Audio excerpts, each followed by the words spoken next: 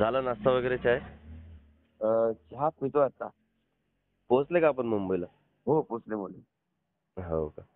काय आहे आजचं काही नियोजन वगैरे? आता भेटणार ना मुख्यमंत्री साहेबांच्याकडे. उपमुख्यमंत्री साहेब आहेत ना, हा हा. एकनाथ शिंदे साहेबांना भेटायचं. त्यांनी वेळ वगैरे दिला की आपण मागविला आहे? आपण घेणार वेळ, त्याने काय वेळ ठरवणार, आता आपण ठरवायचं वेळ.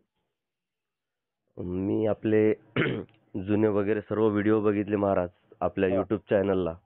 बर. जेव्हा तुम्ही जतमध्ये पाण्याचा प्रश्न होता हा.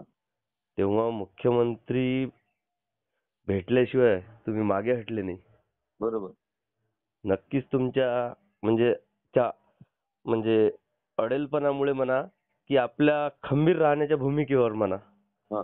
तुम्ही ठाम असाल तर नक्कीच आपल्याला युवा प्रशिक्षणाला सुद्धा न्याय मिळेल, याच्यात कुठलीच शंका राहिली नाही. म्हणून असं काही नियोजन आहे का? मी ठामच राहणार आहे. हो. हं?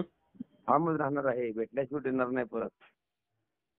आणि मुदतवाढीच्या संदर्भात त्यांनी जर समजा काही नकारात्मक गोष्टी केल्या तर यावर तोडगा म्हणून पुढील दिशा नाही, 100% पॉझिटिव्ह गोष्टी येतील ते. पॉझिटिव्ह राहतीलच. हा. आणि माऊली, हा. जर समजा विद्यार्थ्यांना आंदोलनासाठी मैदानात उतरावं लागेल तर हा. मग त्याची म्हणजे रूपरेषा काय असणार आहे? काय म्हणता मग? अर्धनग्न अवस्थेत आंदोलन राहील पायी? अर्धनग्न अवस्थेत. आपण सांगलीवरून निघायचं? नाही, ते माझं चाललंय बहुतेक पुण्यामधून निघायचं डोक्यात आहे. हा, जे समजा शक्य आपल्याला जवळ पडेल. हा, जे जवळ पडेल ना. जवळ पडेल. आपले प्रशिक्षणार्थी पूर्ण महाराष्ट्रातून येऊ शकतील. हा. आता माऊली, आमच्या विदर्भातून अशी कंडिशन आहे की आता सांगलीला जेव्हा आंदोलन होतं ना, आपला महामेळावा होता ना. हॅलो हॅलो हा, बोला बोला. सांगलीला जेव्हा आपला संवाद मेळावा ठेवला होता आपण हा. 12 तारखेला, हा. तिथून फक्त आमच्या अकोल्याहून एकच गाडी होती यायला. म्हणून कदाचित आमच्याकडून मुलं खूप कमी नाही आले. नाही, असं नाही, असं काय नसतं. अशा ठिकाणी म्हणजे आयोजन करा, कुठं पण ठेवा महाराष्ट्रात. असं नाही की पुणा किंवा सांगली. तुम्ही हा. मुंबई आंदोलनात महाडचं नाव सुद्धा घेतलं होतं हा. की डॉक्टर आंबेडकरांनी ज्या चौदार तळ्यावर म्हणजे जो सत्याग्रह केला, त्या सत्याग्रहाचं त्या पुतळ्याचं दर्शन घेऊन आपण मुंबईच्या दिशेने निघू. हा. तर असं कुठलं ठिकाण ठरवलेलं आहे का? आता कसं आहे की थोडं आकर्षक जिथं होईल ना, जिथं सरकारचं लक्ष वेधलं जात आहे, असं ठिकाण आपण निवडायचं.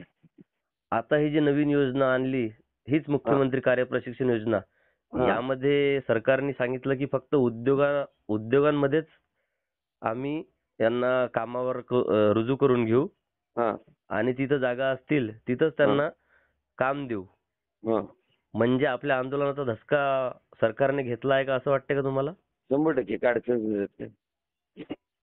काही म्हणजे धसका घेतलेला आहे? 100% की बाबा हे लोक जर आहे त्या ठिकाणी काम मागायला नंतर तिथं आपण लोकांना काम देऊ शकणार नाही ना. मग ते अडचण होऊन जाईल परत. म्हणून त्याने आताच ते बदल नियम केलाय. पण माऊली, 6 महिने आमच्यासारख्यांनी इथं काम केलेलं आहे. या 6 महिन्यात आता जे केलेले आहेत ना, पहिला जे नियमात नव्हतं त्या नियमावरती आपण बोलू शकतोय, मागू शकतोय. असं आहे. मग जे नवीन नियम लागू करणारे तुम्ही बिनधास्त करा, पण जे पहिला केलाय त्यावरती काय करता?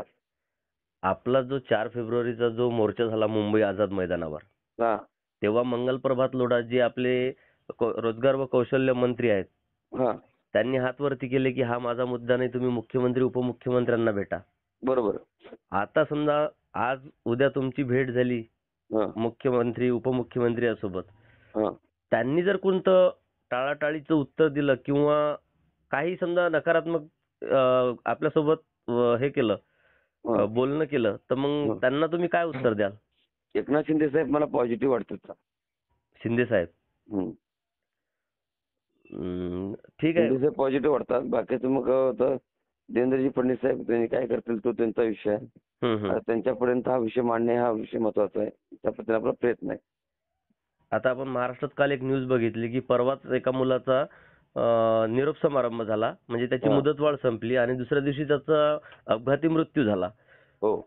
आणि एका मुलाचं माझ्याकडे अशी माहिती आहे की त्याचं म्हणजे तो कामावर असताना त्याचं लग्न हा. ठरलं होतं, परंतु आता हो. मुदतवाढ भेटली नाही आणि त्याला कामावून घरी बसावं लागलं, तर त्याचं लग्न सुद्धा तुटलं.